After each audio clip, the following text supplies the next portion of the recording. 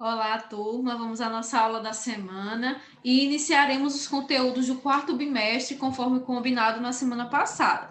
Olha só, eu gostaria de solicitar que antes de começar essa aula, vocês pegassem um módulo do quarto bimestre e colocassem na página 2. Nós vamos estudar, a partir de então, a região sul do Brasil. A gente vem estudando as regiões do Brasil e agora chegou a vez da região sul, que é composta pelos estados de Paraná, Santa Catarina e Rio Grande do Sul. Olha só, essa região é uma região muito específica do território brasileiro, tá? E o destaque dela, o destaque especial, é a sua natureza subtropical. A partir da página 4, vocês podem acompanhar a discussão desses tópicos. Bom, a região sul, né, a sua localização geográfica está situada na zona térmica temperada e apresenta um clima subtropical, diferente do resto do país inteiro, tá? Nem tudo, porém, é diferente, obviamente. O clima subtropical é um clima mais ameno. Inclusive, talvez vocês saibam que no período de inverno, a região sul tem até geadas, né? Então, o frio lá é bastante intenso. Em algumas áreas, principalmente as áreas serranas, a temperatura pode chegar a 0 graus ou um pouco abaixo de 0 graus. Só que, obviamente, existem algumas partes da região sul que têm características semelhantes com o resto do Brasil, tá? Lá também tem litoral, tem as praias, tem a característica de vegetação litorânea, por exemplo, que permanece igual como no resto do Brasil, como no resto do litoral do Brasil, tá?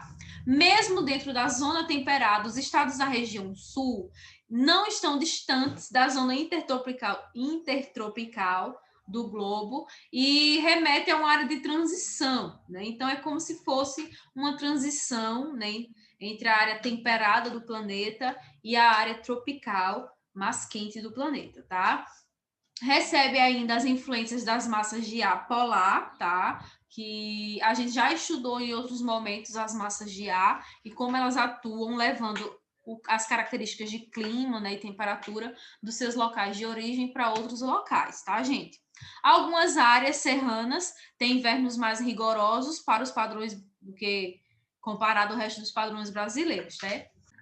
Com relação aos aspectos do clima, nós podemos dizer que o clima subtropical predomina na maior parte da região sul, à exceção do norte do estado do Paraná. É um clima de transição, né, e apresenta estações do ano que são bem definidas, ou seja, o inverno, o verão, né, o outono e a primavera têm todas as características que a gente sabe que existe, mas que não prevalece no resto do país. Mas na região sul, a gente tem essas características específicas e isso é perceptível, né, na dinâmica da vegetação, né, da fauna, da flora do local. É um clima de transição, né, que apresenta, né, essas características justamente por ser uma região localizada ali entre os dois tipos de regiões tropicais, ou melhor, regiões climáticas, né, temperada e tropical. A proximidade em relação ao mar, em alguns locais, acaba atenuando essas variações de temperatura na região sul, tá? Com relação à vegetação, né, a presença da vegetação litorânea é um destaque. Essa vegetação ela sofre também com a influência das atividades humanas, então é uma região que tem muitos recursos vegetais e que, portanto, né, gera uma certa exploração também dessas áreas, que não é diferente do que ocorre no resto do Brasil, tá? As vegetações florestais elas se dividem em dois grupos específicos: a floresta tropical mais densa e a floresta subtropical, tá? A gente ainda tem a presença de um domínio morfoclimático, a gente já estudou também em outros momentos os domínios morfoclimáticos, e o domínio morfoclimático das araucárias é o destaque para essa região, que são essas árvores aí que vocês estão vendo na imagem, tá? As araucárias, elas ocorrem em regiões relativamente altas, tá? Do território. Os campos e as pradarias são vegetações que também ocorrem nessa região. Inclusive, em algumas partes, há dedicação, né, dessas áreas para a criação de animais, né, bovinos, ovinos e caprinos também. Variações de relevo. O relevo é marcado pela presença de planaltos, serras e chapadas, que são entremeadas também pelas depressões. Então, a gente pode dizer que nessa região existe basicamente quase todos os tipos de relevo que existem no Brasil, tá? As rochas sedimentares, elas deram origem, né, a formações importantes de recursos naturais e também de carvão mineral. Então, o carvão mineral na região é um destaque em termos econômicos, é considerado um combustível fóssil muito importante para o desenvolvimento da economia do país. E a formação de carvão mineral, ela ocorre quando a matéria orgânica de origem vegetal é sobreposta por várias camadas. E um outro destaque é o Parque Estadual de Vila Velha.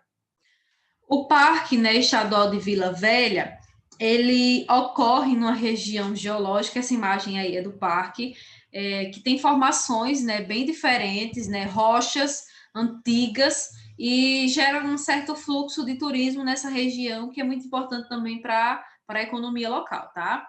Hidrografia, tá? Essa parte de hidrografia, ficou hidrografias, desculpa, gente. Essa parte de hidrografia tá na página 10, tá? A hidrografia da região sul é marcada pela presença da bacia hidrográfica do Paraná, além da bacia hidrográfica do Uruguai e do Atlântico Sul e Sudeste. O rio Catarinense, né, Itajaí, chama atenção como um destaque, né, em termos de hidrografia, porque ele percorre um vale, né, com o mesmo nome. A bacia hidrográfica do Uruguai ela apresenta um grande potencial hidrelétrico. Além disso, a gente pode dizer que as bacias hidrográficas do Uruguai e do Paraná formam juntas aquilo que a gente conhece como Rio Paraguai. Com relação às águas subterrâneas, a região sul está, né, sobre um dos maiores e mais importantes aquíferos, que é o aquífero Guarani. A gente já estudou sobre ele quando estudou a região sudeste, porque o aquífero Guarani abrange também a região sudeste do Brasil, São Paulo, por exemplo. Quanto ao mar territorial e às águas oceânicas, essa região tem um litoral que se estende por aproximadamente 1.250 quilômetros de extensão. As lagunas, elas ocorrem em locais de relevo rebaixado, né, próximo ao litoral, e são compostas por uma mistura de água doce, que vem dos rios, e água salgada, que vem dos pequenos acessos ao mar. Qualquer dúvida, é só vocês entrarem em contato, tá, através do WhatsApp. Vão enviar a atividade dessa semana através do Google Classroom, na atividade que vai estar postada lá para vocês enviarem. Por favor, né, sempre enviem as atividades, principalmente das aulas gravadas, para a gente ter esse controle sobre a participação de vocês. A atividade dessa semana é a atividade da página 12.